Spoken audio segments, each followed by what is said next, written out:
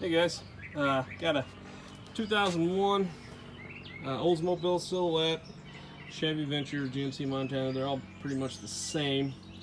And I'm doing a wheel bearing job here. And just want to give you guys a few pointers. I know I've already got the old one taken off, but it's really not that hard. The biggest thing you got to remember is your axle nut. I recommend always replacing the axle nut when you remove the old one. It's 34 millimeter, and the torque on it says 100 foot-pounds.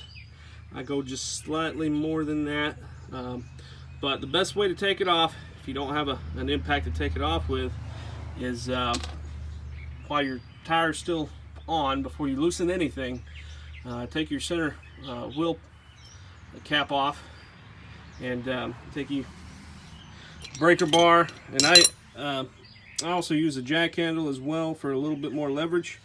It slides right on that breaker bar. It's a 1/2 inch, and I'll put the 34 millimeter socket on there, and I'll break it loose with that. It's really not that bad. I mean, it's on there, and then I'll take it the rest of the way off with the impact, or you can take it off by hand. It takes a little bit longer. It's not too bad. Then after that, you're gonna jack your van up from the front end and take your wheel off, and you'll have your brake caliper, which is two 15 millimeter bolts. That's a fairly new caliper. I replaced it earlier. I'll have a video on my next round replacing the other one, but two 15 millimeter bolts on that.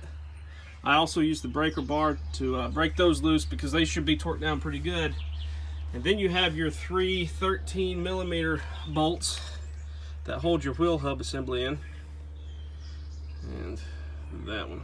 The best way that I've learned is trial and error, really, because this one was a booger right here to get off, because it's such a hard place to get to, is to for the top one, you kind of have to go up in between the axle and your strut bracket right there, your mount, and break that one loose. It's not really hard to do with a short extension, preferably one of these shorter ones, 13 millimeter on a 1/2 inch. And you can also use a breaker bar for that. You can maneuver in there and get it on, no problem. The front one's pretty easy, but to make it easier, you can turn your car on, don't crank it, turn your wheel all the way to the left, and it'll give you more room to work with to take the front bolt off right here. The back bolt, do the same thing. Turn your wheel all the way to the right, or else it's going to be hard to get in there with a big ratchet and extension. And then you got your bracket that goes in between the hub assembly and the housing. Best way I do this is I go in between the plate and the hub assembly itself with a little pry bar, or something, a screwdriver, something with a sharp edge on it, so you're not going to damage this plate too much. And I'll slowly hammer each side, tap here, here, here. You kind of want to do it evenly, because that sucker's pressed in there pretty good. And then we're going to be putting the new one on here. So just bear with me, guys, and we'll get to it. All right, this is important. When you got to go put your plate on, don't forget your plate.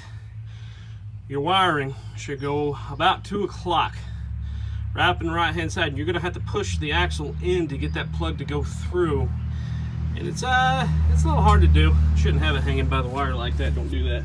Always support it, because you don't want to lose your wiring or have your wiring come off.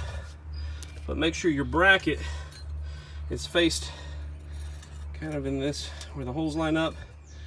Your little clip should come right at the 2 o'clock position as well. And with these new ones, they got little metal clips on them.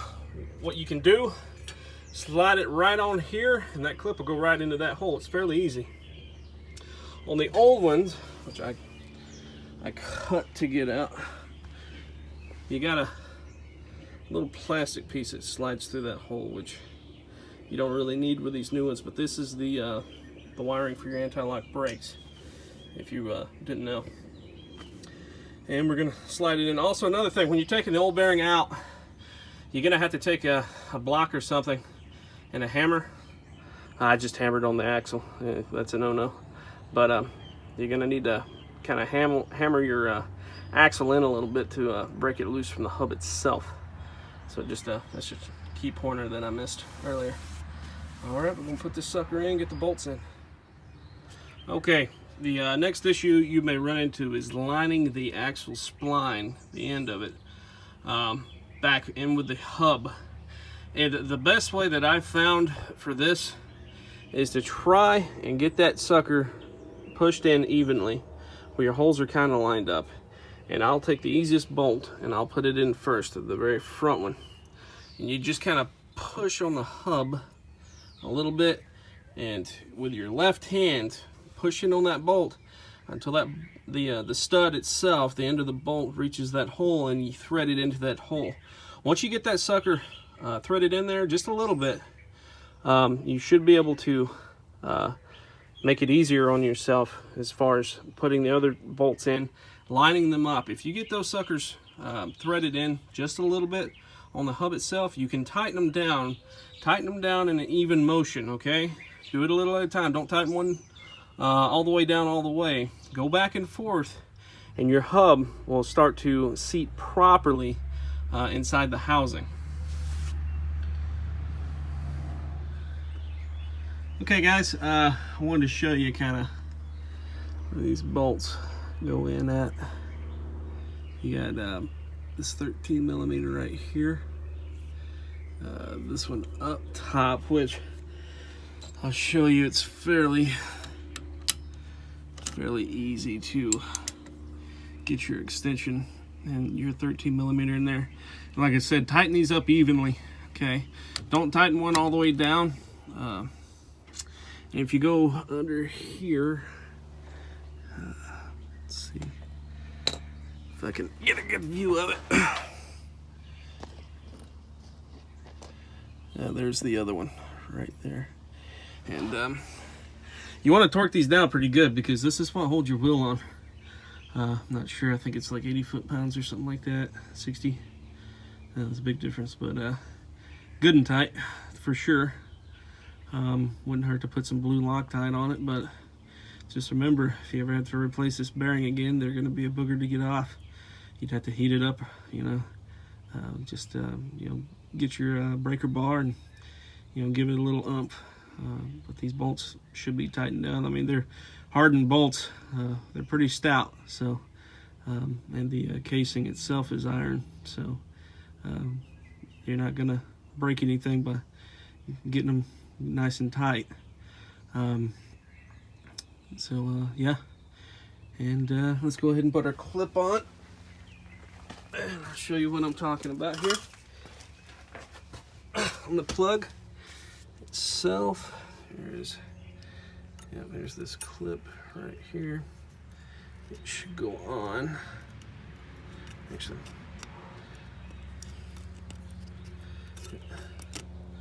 yep, and it should go right into that hole right there. That'll hold it steady. Take your plug it right back in. Actually, you want to do this the other way, upside down. My bad. Because the slack in the other plug, and plus the original one was like this. So stick your, there you go, clips right in. Bada bing, bada bang. Okay, plug your plug in. And there you go. And your anti-lock brakes are all set. That was easy. Alright, I'm going to finish torquing those bolts down and put the caliper back on. Put the axle nut back on as well. And torque that pretty good with my impact. And then when I put the wheel back on, lower it, I'm going to torque it with my breaker bar. That way we should be good to go. Would recommend a torque wrench if you can afford one, or rent one from O'Reilly's. Alright guys, stay tuned. Okay guys, if you made it this far, you're doing good. Remember, if you're taking the caliper off, and you see the calipers on there, the rotor's back on there. If you're taking the caliper back off, do not loosen these guide pins. Okay, that's part of the brake caliper itself. I know some of you are laughing at me right now, thinking who in the world would do such a thing, but there are people out there that just aren't familiar with, you know, certain things on vehicles, and that's what this video is mainly for, is to help you guys out. Taking your car to a dealership to get something like this done is hundreds and hundreds of dollars. All right, these wheel hubs was what, 80 bucks a piece? You do it yourself. Understand? Don't ever take it to a mechanic unless it's like a transmission or the engine's blown or something like that. You can do any of this yourself. You're more than capable. So what I'm talking about on this caliper is these 15mm bolts right here. This is what mounts your caliper on to your housing. Also, there's one down here. Let's see if we can, right there, right there. That is, oh, I'm sorry. That right there, that's the 15mm. That's part of your wheel hub assembly. That's a 13. This is a 15. All right, that is your guide pin on your caliper. Do not take those off. Okay, those things come pre-torqued. Now sometimes if you order just the caliper assembly, it will not come with this bracket. When you go to the parts store and you get your new caliper, make sure it does. They do have them, okay? It's a different part number. It comes with the bolt, the guide pin, everything. It's already pre-greased for you, okay? Don't waste your money. All right, so got those bolts torqued down pretty good. Those are also torqued good and tight. You don't want none of this stuff coming off. And I've already taken the impact to the 34mm axle nut. I'm about to put the wheel back on.